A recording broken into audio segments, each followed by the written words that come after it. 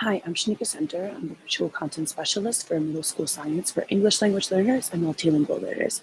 Today's video is going to be a read aloud of the sound and light waves reading that students are expected to work through for Unit 5, Day 27. So this is just going to be a read aloud of the material, and students will have the opportunity to answer the questions in their packet independently. Hi, I'm Shanika Center. I'm the Virtual Content Specialist for Middle School Science for English language learners and multilingual learners. Today we are going to read a sound and light waves reading that will help you complete the activity for Unit 5, Day 27. Before we get started, let's review some vocabulary. So an obstacle is a barrier or a blah. Reflect is when something bounces off of something. So you may see your reflection when you look in the mirror. Absorb is to go through something. So today we're going to be talking about sound and light waves and how they are sometimes absorbed by different obstacles. Particles are small elements or pieces of things. All matter is made up of particles. So the arrangement of the particles varies, depends on the state of the object. So solids, the particles are really close together. Liquids, they're a little bit more spaced out. And gas, they're super spaced out. All of the particles are spaced out and have a lot of area in between.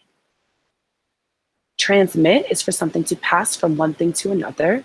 And amplitude is a review vocabulary word, and that is the height of the wave. So in this picture, it's the green arrow, but the amplitude is also the part where the wave dips.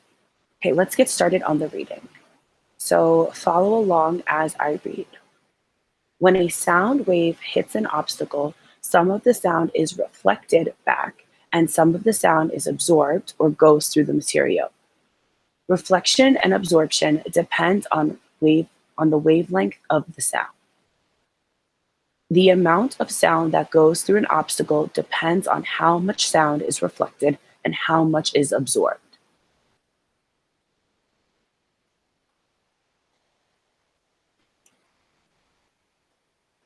Reflection.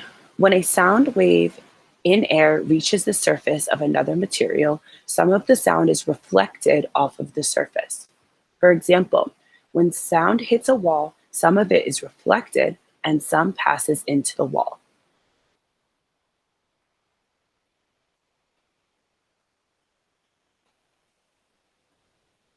Smooth surfaces are best.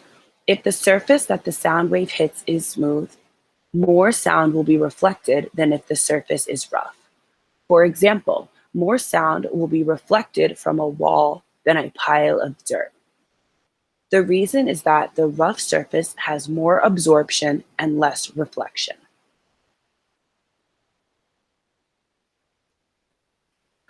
Echoes. When sound reflects off of a smooth, flat surface, an echo of the sound can be heard. Echoes are more noticeable if the surface is far enough away to allow for a time lag between when the sound is made and when it is heard.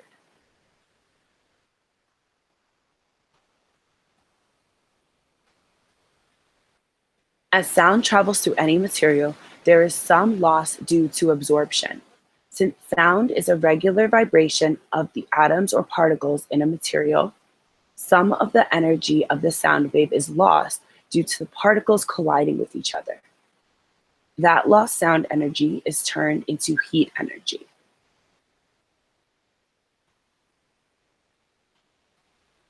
Absorption and different materials. Some materials absorb sound more than others. Often, in music recording studios, you will see lots of sound absorbing materials on the walls to eliminate any undesired or unwanted or outside sounds when recording a song. Stop and think. If you are next to a car with the radio playing very loud music, why do you usually hear the low thumping bass more clearly than the singing?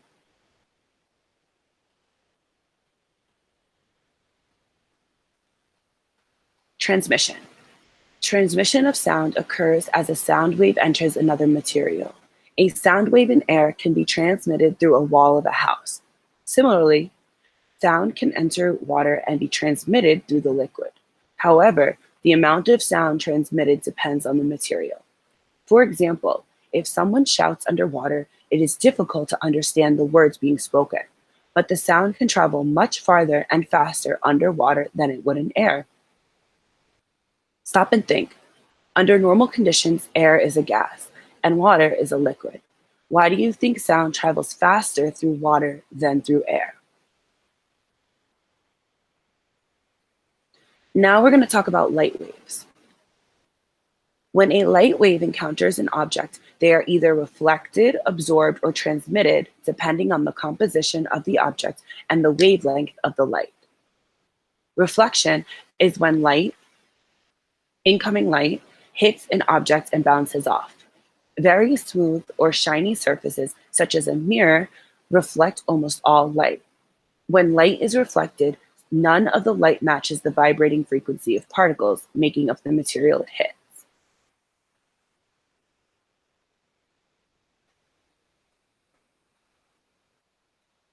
Absorption occurs when the frequency of the light closely matches the vibrating frequency of the particles in a material. When light hits these particles, they absorb the energy of the light and begin to collide with neighboring particles more quickly. With enough light, the material begins to feel warm to the touch and can release heat. This is why non-shiny objects tend to feel warm when left in the sun. Stop and think. Why do you think a shiny object will not feel as warm when left in the sun?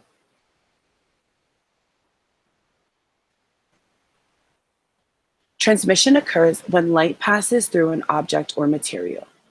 Without being absorbed or reflected, the amount of light that passes through depends on the material it is passing through. Darker, thicker materials tend to let less light pass through, while clear, thin material let more light pass through. Very clear materials, like glass, let nearly 100% of the light through. However, if you make the glass darker, like with sunglasses, some of the light can be absorbed by the glass, thus letting light through. Stop and think.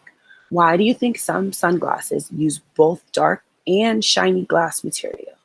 Now that we finished reading, you're going to create a model of the light waves and sound waves with your group. Feel free to rewatch the video and go through the reading as many times as you need to help you create this model. If you have any questions, feel free to reach out to your teacher.